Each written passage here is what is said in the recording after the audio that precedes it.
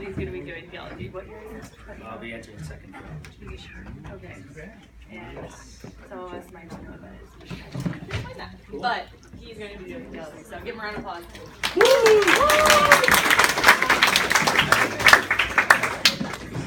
Yeah, I asked Father Ray what to talk about, and he gave me nothing. So, I guess I guess I could tell you guys a little about my vocation story. I guess because this parish actually has a really close connection to me and my vocation story, and Father Ray does. So, like I said, I'm in second theology. So, what does that mean? It means I'm going to enter my second year of 4 years of theology. So, when you're in seminary, the requirement is 4 years of theology, and then anything between 2 to 4 years of philosophy. So you guys know Jamie in the back, right? So Jamie, he entered college seminary, so he did 4 years of philosophy, got a degree at CUA. I went to the University of Maryland for college, and then I entered seminary right after graduating, so I only did 2 years of philosophy. So I guess I might be on the fast track, I'm not sure, but he'll get ordained a year ahead of me. So, on my vocation story, so like I said, I went to college at the University of Maryland. I'm originally from New Jersey. I was born and raised in Harlem, New York, and then I moved to Long Island. And then when I was 8 years old, we moved to New Jersey, and I graduated from high school in Jersey, public school, and then I went to the University of Maryland for college. So when I was in college, my first 2 years, I really just lived the college life. I had a lot of fun. I made some good friends on campus and stuff, and I lived a pretty good life. It was nice. It was cushy. I woke up late. I went to class, rolled out of bed, went to class in my pajamas, and came back and played a lot of video games. I got really good at Call of Duty, and, Battlefield, a lot of first-person shooters, and then I was really good at role-playing games like Final Fantasy, Kingdom Hearts, and then Tetris was my #1 game, right? So during finals week, all I do is play Tetris, and that was it. But I wasn't really living a sacramental life, and you guys at St. John's, you guys are very blessed to be able to spend your summers here helping out the students here and the little ones, and also go to daily mass, be in front of Jesus in the Blessed Sacrament. And I didn't do any of that. I honestly, I went to mass every Sunday, but I can honestly tell you I was living in a state of mortal sin, but I was still receiving the Eucharist, even though you guys know, and now I know that I shouldn't have. So what happened? So I had a girlfriend at the time, and we broke up. We were doing long distance. She lived back in Jersey while I was in Maryland. We broke up in my second year at Maryland, and it really rocked my world. So the first thing I thought of doing, and I praise the Lord for this grace, is that the first thing I thought of doing was to talk to a priest. So I emailed the chaplain. His name was Father Rob Walsh. You guys might know him. And I just said, Father, I just need to talk to you, go to confession, like it's urgent now. So he emails me back and says, yeah, meet me at the chapel, Memorial Chapel, and we could talk. And there I went to confession for the first time in probably about 3 years. It was okay. I mean, it was just something to get off my chest, right? I didn't really know about the sacrament at that point of my life, and then we'll fast forward like a year. So in the fall, I moved off campus, and then I asked Father Rob to come and bless my apartment. Don't know why, but it's something we did. I'm Filipino, we grew up Catholic, so we got a new house, we got it blessed, right? So I did that. I got a new apartment, I got it blessed. And Father came and said, he's like, dude, why weren't you at the retreat, the fall retreat? And I said, I don't have any money. It's $40. I'm in college, Father, I don't have any, I'm broke. And he's like, dude, that's whack, that's a lie. Like, we could have gave you a scholarship. What's funny is I gave him kind of a donation to the Catholic Student Center for blessing my apartment, and it was $40. So I had it, I just gave it somewhere else. So what he made me do was to promise to go to the spring retreat next semester. I said, all right, fine, I'll go. So that comes along, and I'm about to sign up. I hear the announcements after Mass, and I'm like, okay, I guess I'll sign up. I mean, I gave Father my word, so I kind of have to. So I signed up for the retreat, and it was a great retreat. I grew up in a charismatic Filipino youth group, so it was kind of like that, a little bit of that, but not the same thing. But I just got to know some people at the Catholic Student Center, and that was one of the first steps and first graces that the Lord did in college for me. So I got to know people at the Catholic Student Center. So when I get there, I kind of knew some people. But it didn't, and then but I started then going to Catholic Student more regularly, going to daily Mass every now and then, and even going to confession more regularly. So I started, just living a life of the sacraments. And that year, so this is my junior year where this is happening, and I decided to go to the Triduum for the first time ever in my life. And it was Holy Thursday Mass, and you guys know Holy Thursday is institution of the Eucharist, but also institution of the priesthood. And after Father, said the words of consecration and lifted up the host, which at that point was now the body and blood, soul, and divinity of Jesus Christ, I just felt deep within my heart this a question that the Lord placed on my heart and said, "Would you be my priest?" And I freaked out because I was all by myself. Again, I only knew a handful of people. I was looking around to see if someone whispered in my ear. And then after that, and at the end of that Mass, that liturgy, we repose the Blessed Sacrament, right?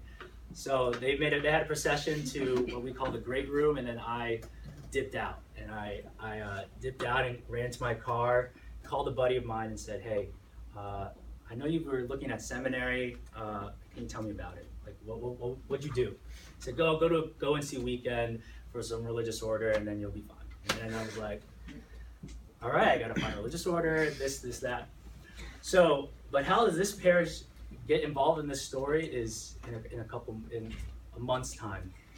So, again, I was part of this Filipino charismatic youth group, and there's some of it in Maryland. They're called Couples for Christ, and we had a retreat over at the Naval Recreation Center on Solomons.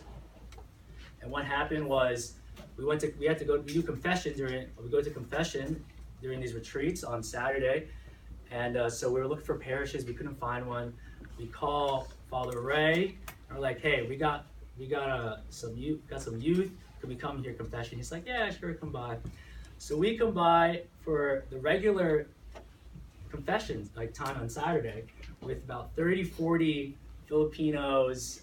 We just roll in, and we go to confession. We take up pretty much all his time, and then we leave. We take a picture. So I remember this parking lot, the graveyard, especially that grotto you have to marry.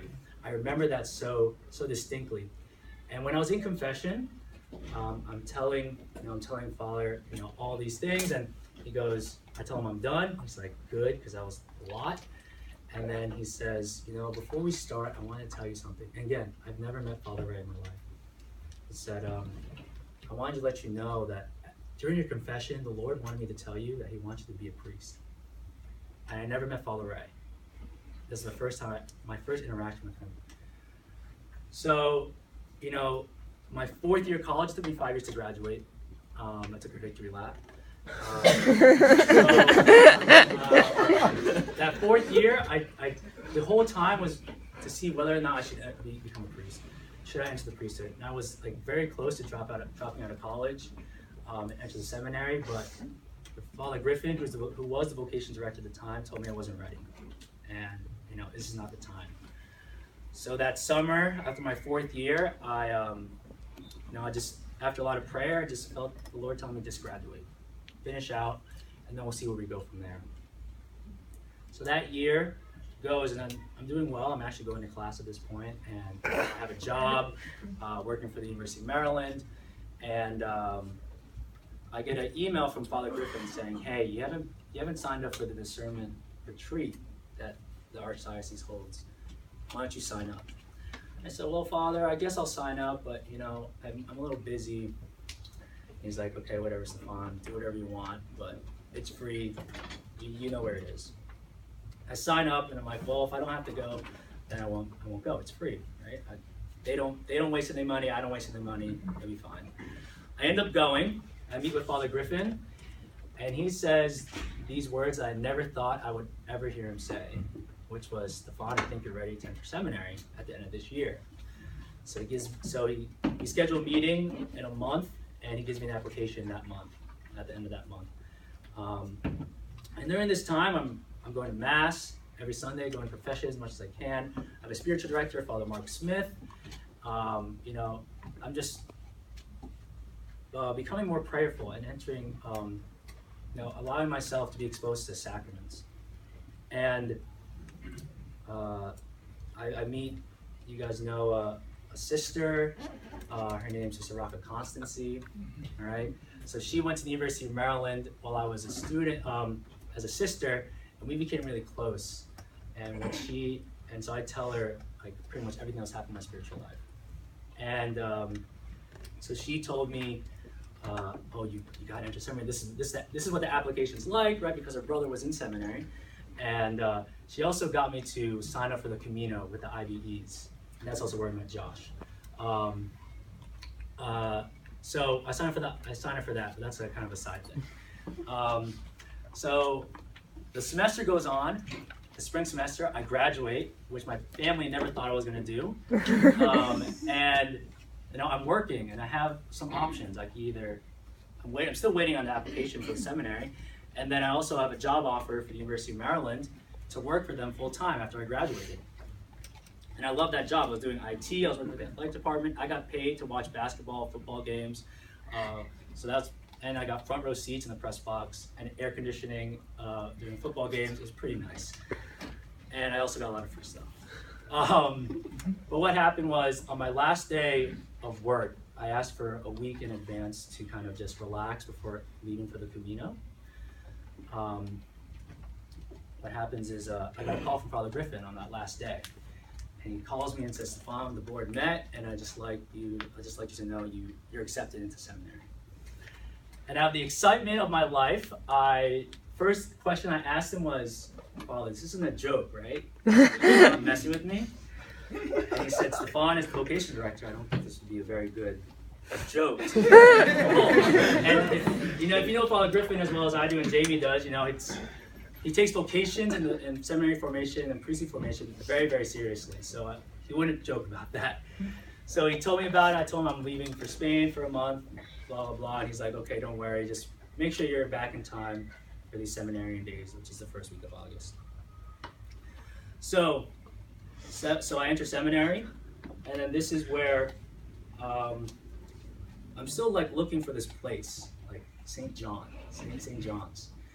And I'm like looking on Google Maps for like, where is this place at? I know where the recreation center is, the Navy Recreation Center. Like, this place doesn't exist, right? This church and this priest was placed here for me and for the group I was with, so that we could have our confession heard, and the Lord could tell me this message, right? That's what I thought. So I was looking on Google Maps, I couldn't find it. So what happened is that summer we do a tour of St. Mary's County as our first year seminarians. And it was St. John Francis Regis' feast day, and this is normally not on the tour of St. Mary's County. But the priest we were with said, "Okay, we have to go to this place. It's their feast day."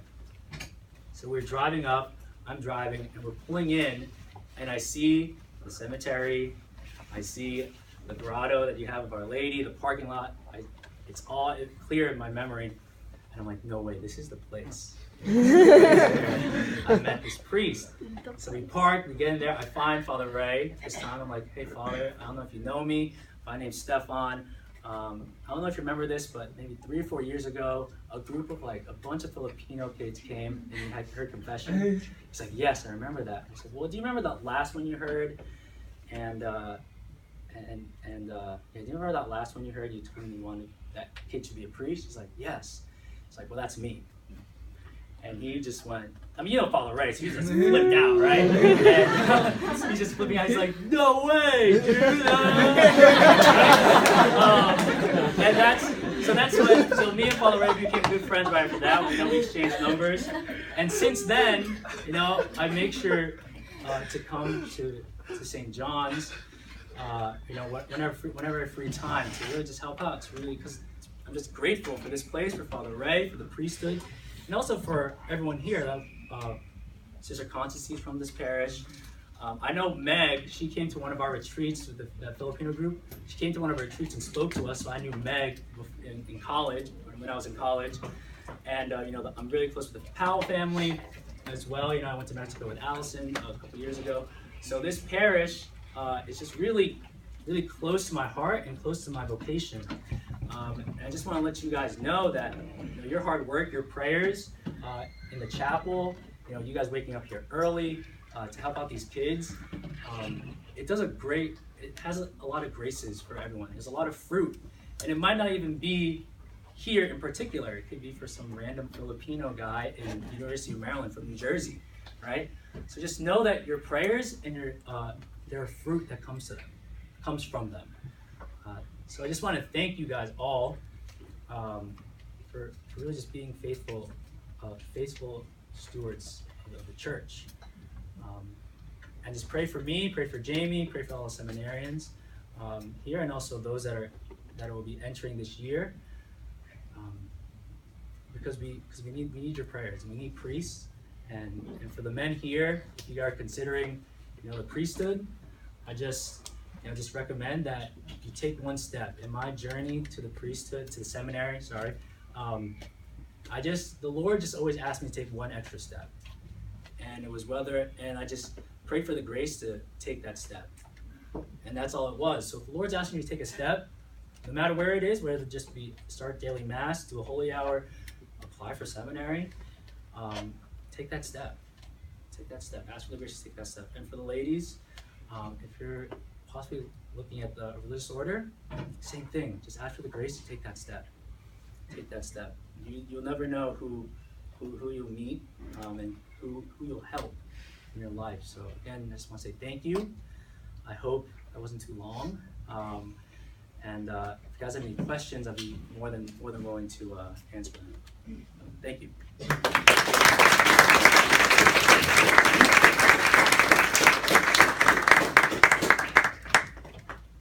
Yes. Was it a hard adjustment when your first year in seminary? Yes. So think of this. So like, as a college student, you have your own apartment. You have a job, so you make your own money. You're buying your own groceries and everything. And then you go to the seminary where they tell you when to wake up. They tell you when lights out are. They tell you when you have to be in the chapel. All this stuff.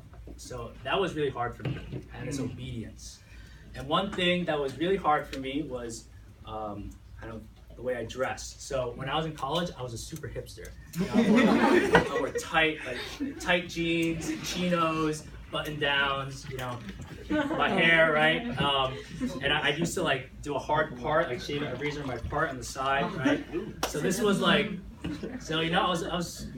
that was really hard. And now I had to they literally have to sit me down and say, Stefan, you gotta, put it down with the hair, the hair thing, so I had to get a different haircut, and things like that. And so that was really hard for me, that adjustment.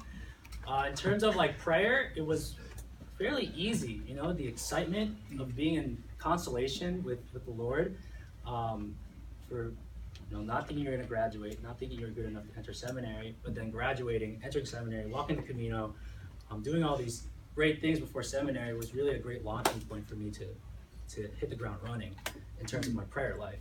But definitely kind of adjusting to seminary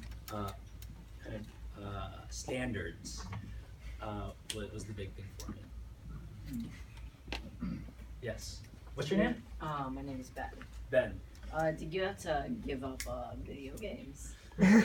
Well, I kind of gave that up naturally over the course of my college career. So I was a big, like I said, IT guy. So I had my own gaming computer.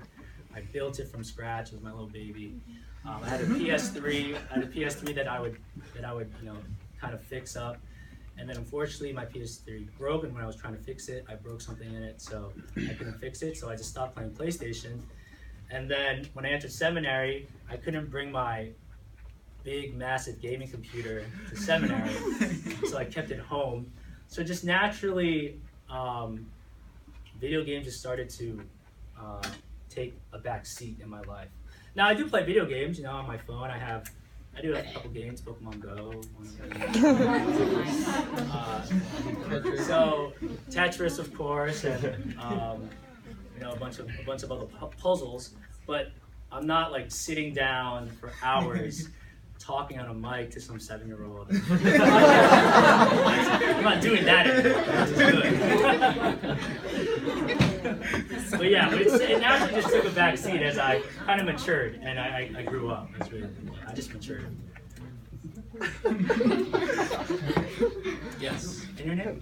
Emily. Emily. So how was it like talking with your family through this process?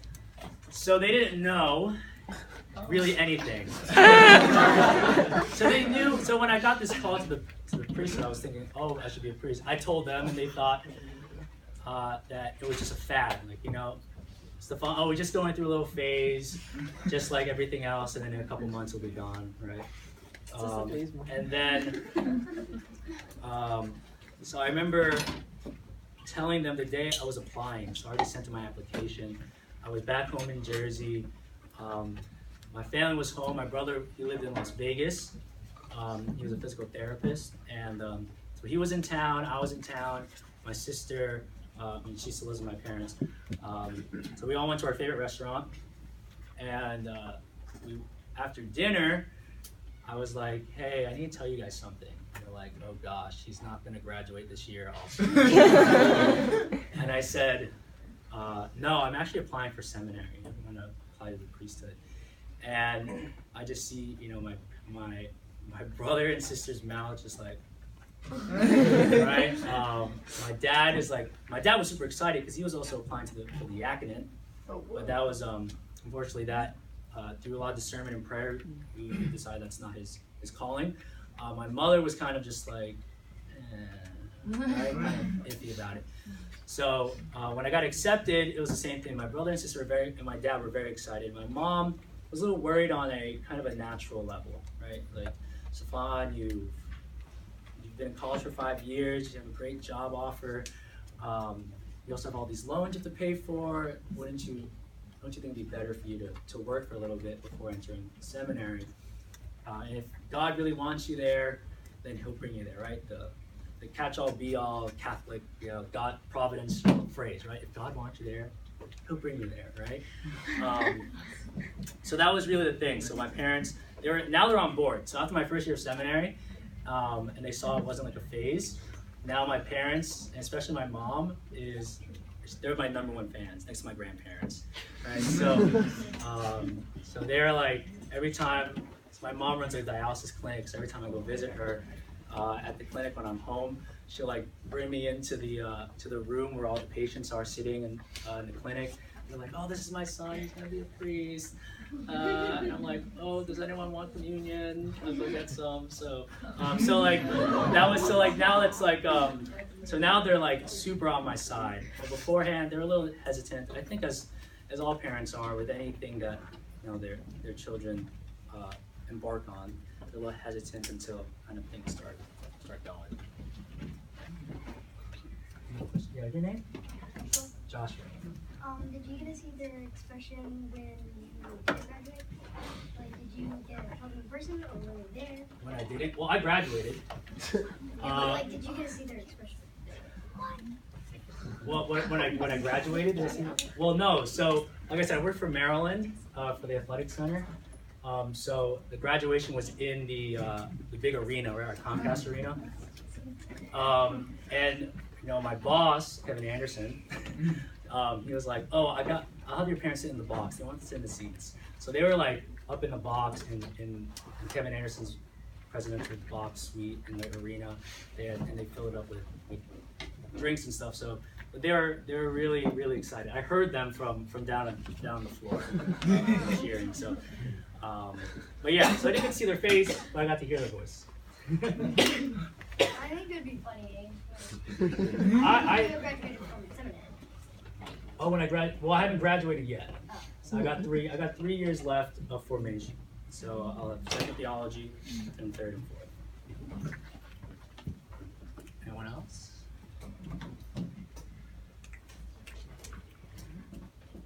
Cool. All right.